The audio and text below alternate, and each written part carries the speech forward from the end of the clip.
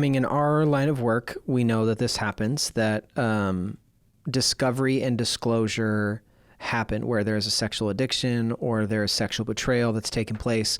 What is the impact of discovery and or disclosure on a married couple's sex life, and how is that aspect of their marriage damaged? So again, when we talk about sex within the context of marriage, you have this unique relationship that you only have with one other person.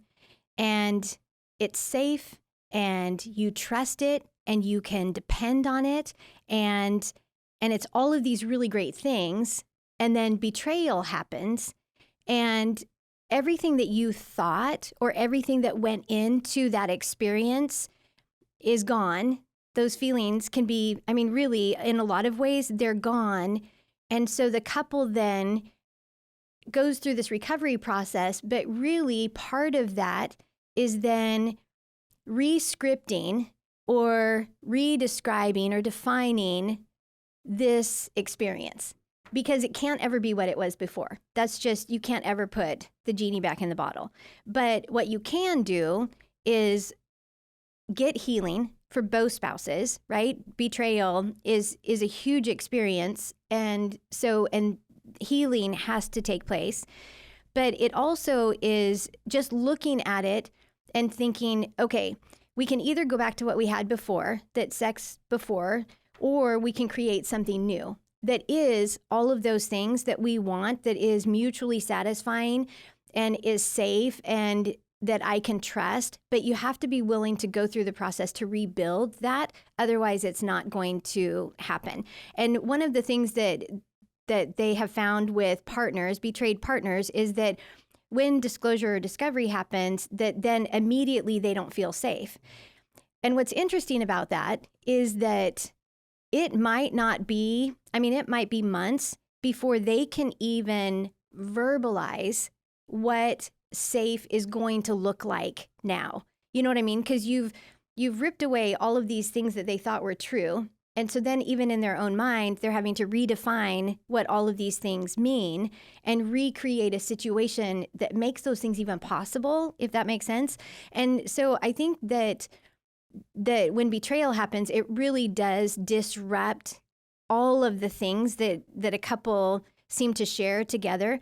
And in the process of rebuilding that, I think what happens first is this emotional connection that in a lot of times, sex is even taken off the table because it's beneficial for both partners or both spouses, but then also just like redefining what it means. What does it look like for me to feel safe? What does that even mean that the room has to look like? You know what I mean? There's a lot that goes into this process. And I think that it is one of the most traumatizing experiences is betrayal by somebody you trusted. And so the exact path of what that looks like for each couple is going to be totally different. But I think the most important thing is to recognize that it is possible that even after betrayal, that you could have a really thriving sexual relationship, but it's going to take time to get there.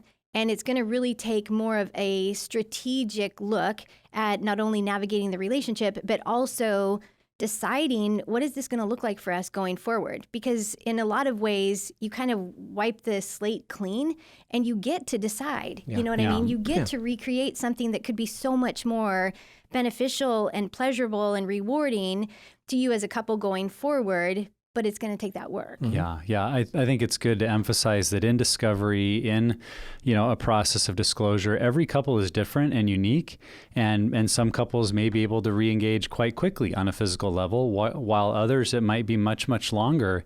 And one is not right and one wrong. It's just unique to that couple, to their story, to their family of origin issues, to things already present in the marriage prior to the discovery. I mean, for a lot of couples, the discovery is just kind of the unveiling of a lot of unhealth that was already in the relationship. And so maybe their sexual connection was already strained, and then discovery happens. And for the discovering spouse, it's like, well, this is why. This is part of why things have been so hard between us.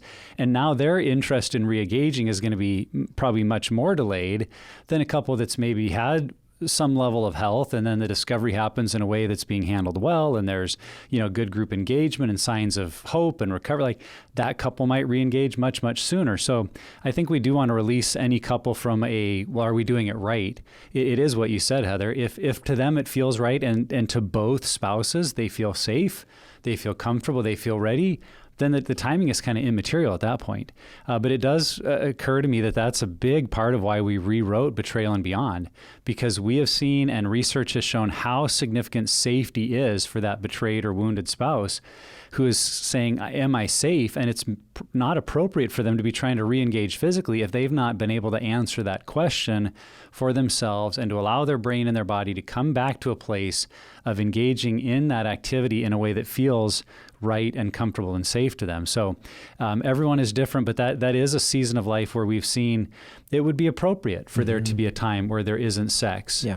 And we really want to reject what maybe some even well-intentioned churches or pastors have taught of, like, well, you just need to go home and have more sex and fix this because that's why he's straying or she is straying. And it's like, that actually might be contributing to the unhealth. And so there are some expectations around this. Could be a really good season to hit pause. And if you have questions about what's right for your marriage, for your situation, I mean, that's why Christian certified sex addiction counselors exist. That's why Pure Desire does what we do, because we know how messy this can be. We know how difficult it can be to navigate. And if you're stuck wondering what's right for us, it's really a perfect time or season to reach out to someone that does have expertise in this area. I think it's important to bring up that if you're in this situation right now where you've discovery or disclosures just happened, or you're in this season after that, to not compare yourself. I mean, you brought it up, Nick. Like, this isn't we're not doing what this couple's doing, or we're not quite where that couple is. I'll just say this: you have no idea where each couple is at. Like, there are people who, I mean, and we see this all the time, where like someone has this huge addiction or a divorce happens out of nowhere is what it seems like. But it's like, no, there was a lot of dysfunction for a while. And so just be really careful that we're not comparing, because what's healthy for your relationship is what's healthy for your relationship. And I think one of the easiest ways to, I would say, get in the way or create hurdles for the healing and restoration of your relationship is to project the comparison of other relationships, or what you perceive to be what other relationships are like, onto your own. Well, and if you're in group with a person, you may know, because you just said you have no idea. Well, you might have a really good idea what's happening. And I think that's a real thing. I've seen like group envy when you're with a person in group, and you just feel like we're both kind of doing the same work, but in their marriage, their wife is just totally supportive and grateful for what they're doing, and my wife is like cold and ignoring me. And there can be the comparison even of our situations seem similar, our effort level seems similar, but our marriages are very different. And that's where, like, we have to be careful. We're in, and I've told guys this in group, you have to live your own story. You don't get to live in someone else's. And maybe you don't like certain parts of your story, but that's the only story you get to live in. And the more you get busy trying to ask God, why isn't my story like theirs, you're removing yourself from your own narrative. So it's an encouragement, like, yeah, parts of it you may not like, but I also believe God is in that, and he's at work, and you can trust him. And so live in your story, even if it means maybe you're not comparing well to someone that you kind of do know their story, and it's like, this isn't fair. Well, God knows that too, and he'll work, I think, in the uniqueness of your situation. Absolutely.